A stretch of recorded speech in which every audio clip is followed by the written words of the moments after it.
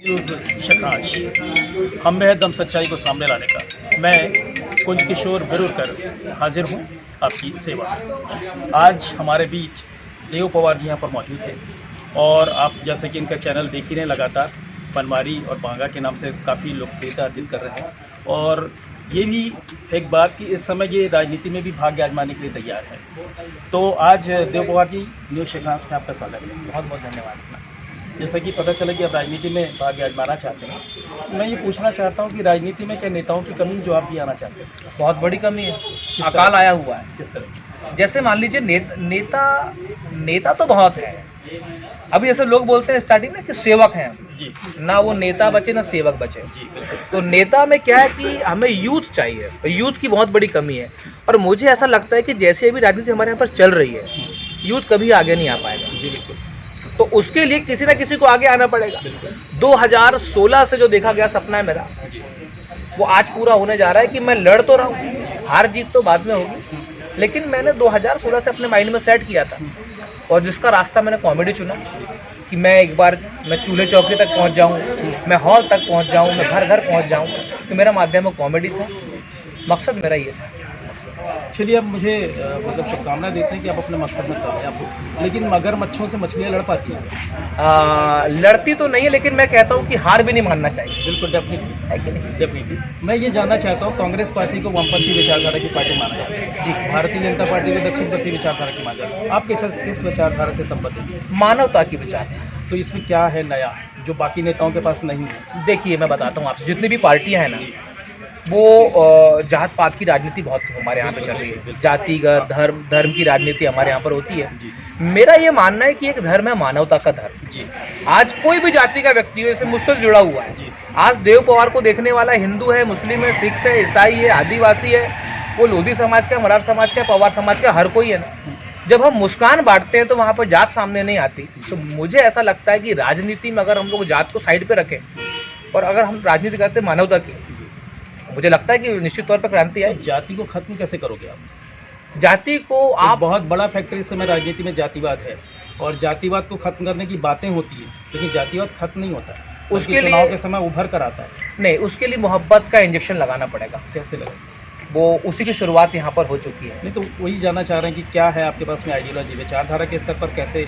जैसे कि जो जाति की बात है, मैं जहाँ तक मैं जो जुड़ा हुआ हूँ 3 साल से, मैं हर जाति के युवाओं के पास जाके एक ही बात बोलता हूँ। जैसे आज हमारे यहाँ पर हमारे रोकना चाहता हूँ, जैसे आपके हर जाति के युवाओं के पास में, आप सिर्फ युवाओं के पास क्यों नहीं जाते, जाति के युवाओं के पास क्यों जाते?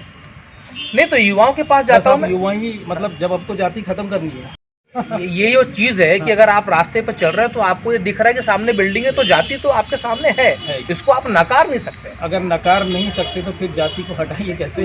वही बोल रहा हूँ ना, तो पहले तो आपको उसके पास जाना पड़ेगा। तो कैसे? तो उसकी शुरुआत ये हो रही है कि हम सबको एक ही बात बोल रहे हैं कि आप पहले तो क्या है ना कि आप सबसे पहले, मैंने बोला आपको मानवता की राजनीति हम लोग करेंगे। पहले तो आप एक इंसान हैं, आपके अंदर मानवता होनी बहुत ज़रूरी है। जाति पाति ये सब इसको हम साइड पर रखते हैं, पार्टी हम साइड पर रखते हैं, एक बार हम वोटिंग करते हैं मानवता के नाम। यहाँ रुकता हूँ मैं कि लगभग हर नेता एक अपने आप को जनसेवक बताता है, मानवीय पक्ष को उजागर करता है, मानवीय पक्ष को ध्यान में रख करके ही राजनीति करता है। मुझे लगता है कि ये विचारधारा बिल्कुल नहीं है। लगभग जो नया नेता बनता है वो इन्हीं सब विचारधाराओं के आधार पर आता है, लेकिन बाद में जा कर के वो राजनीति में ऐसा रंग बच जाता है कि फिर हमको सिर्फ नेता ही नज़र आता है, मानवीय पक्ष खत्म हो जाता है। नहीं, वो इतनी खाग राजनीति से खुद को बचा पाना और एक नई विचारधारा, एक नया रास्ता बना पाना, क्या इतना सरल है? मैं आपकी बात से पूरा सहमत हूँ।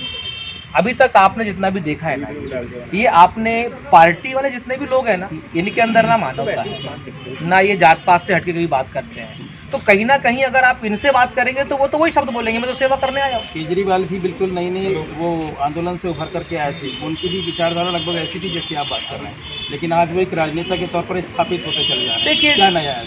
अमिताभ बच्चन जी ने एक बात कहे थे कि हमें जीवन में ऊंचाई पाना सरल है, ऊंचाई पर टिके रहना बड़ा मुश्किल है। तो उनका ईमान शायद डगमगा गया। इनका? केजरीवाल जी का। इसकी क्या गारंटी कि देव पवार के साथ ऐसा नहीं होगा? नहीं, हम तो बोलते हैं कि आप 5 साल बाद मुझे ऐसे ही मिलिएगा शाम के टाइम पे।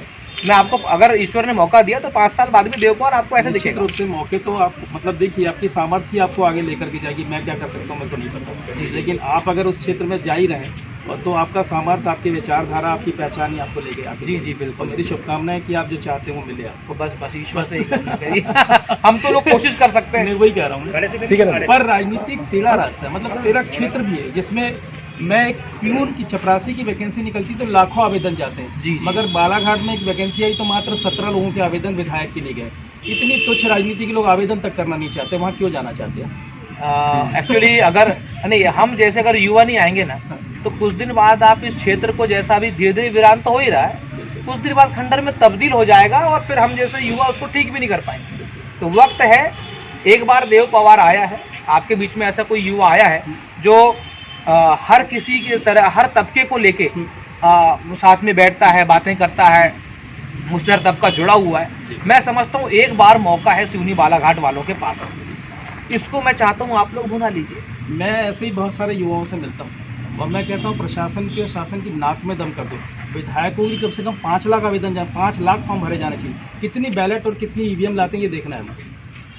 तो ये आपका आपने बहुत अच्छी बात कही है, क्योंकि मैं इतनी क्रांति चाहता हूँ इस स्तर पर, और मैं ये विचार बांटता भी हूँ। मैं अपने स्टूडेंट से कहता हूँ कि बेटा राजनीति को तुच्छ छोड़ मत दो, किसी को वापुआर मत दो, वो क्षेत्र आपका भी।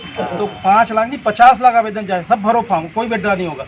लाए कितनी ईवीएम लाते हैं, कितने बैलेट पेपर लाते हैं, तब मालूम चलेगा कि क्रांतिवीर लोग भी हमारे यहाँ पर 10-20 ऑटो से लोग ये बहुत अच्छी बात बोले आप। लेकिन ये खैर आप तो मेरी प्रशासन की नाक में दम कर देंगे। मैं वही चाहता हूँ कि क्यों नहीं किया जाए। जी जी, 2-4-6 लोग मिलकर के एंजॉय कर रहे हैं। हम सब लोग देखने के लिए थोड़ी, मात्र वोट देने के लिए थोड़ी। हाँ, ये बात आपने अच्छी बोले कि हम सिर्फ वोट देने पैदा नहीं हुए, हम वोट ले भी सकते हैं। हम तालियां बजाने के लिए पैदा नहीं हुए, हम चाहते हैं हमारे लिए भी बजाई जाए। बिल्कुल बिल्कुल। तो मेरी शुभकामनाएं हैं। जी जी। देव पवार जी, न्यूज़ चक्रांश आपका स्वागत करता है और आगे भी भेंट होती रहेगी और आपका राजनीतिक भविष्य उज्ज्वल हो, इसकी शुभकामना के साथ मैं आपसे बातचीत के लिए विराम देता हूँ। Thank you so much.